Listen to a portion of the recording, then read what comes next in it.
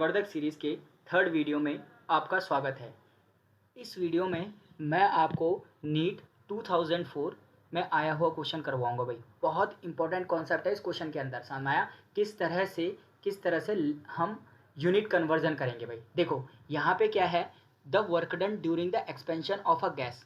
एक गैस का क्या हो रहा है भाई, एक्सपेंशन हो रहा है। और कहाँ से एक्सपेंशन हो रहा है, 4 डेसीमीटर क्यूब उसका इनिशियल वॉल्यूम है और उसका 6 डेसीमीटर क्यूब उसका क्या है, फाइनल क्या है, वॉल्यूम है।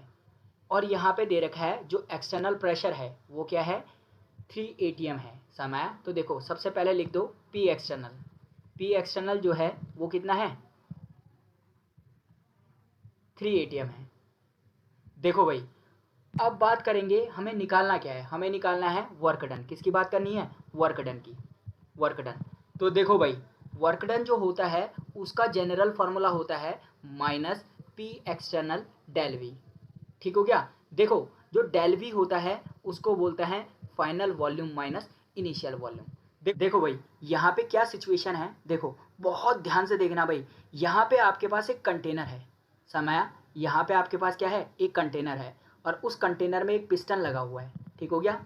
और उसके ऊपर क्या रखे हुए हैं, कुछ वेट्स रखे हुए हैं, ये वाला इस टाइप से वेट रखे हुए हैं। ठीक हो गया।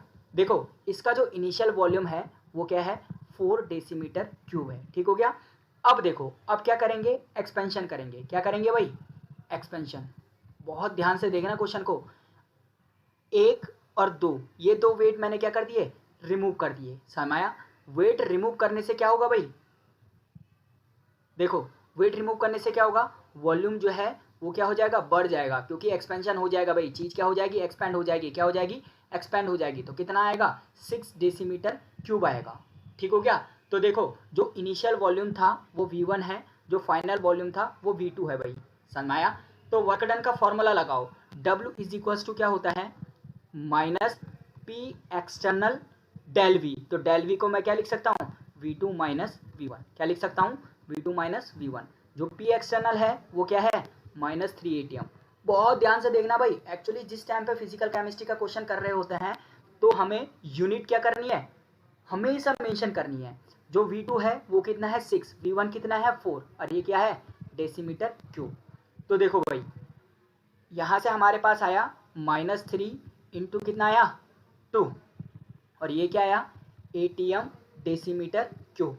अब देखो भाई बहुत इंपॉर्टेंट कॉन्सेप्ट दिखाने वाला हूँ, बहुत इंपॉर्टेंट। देखो भाई ये यूनिट कन्वर्जन याद रखना, रिमार्क करके नोट कर लो, रिमार्क करके नोट कर लो भाई। देखो भाई 1 लीटर इज इक्वल्स टू कितना होता है, 1 डेसीमीटर क्यूब होता है, इज इक्वल्स टू 10 की पावर -3 मीटर क्यूब होता है, इज इक्वल्स टू 10 की पावर 3 सेंटीमीटर क्यूब होता है, इज इक्वल्स टू 10 की पावर 3 ml होता है।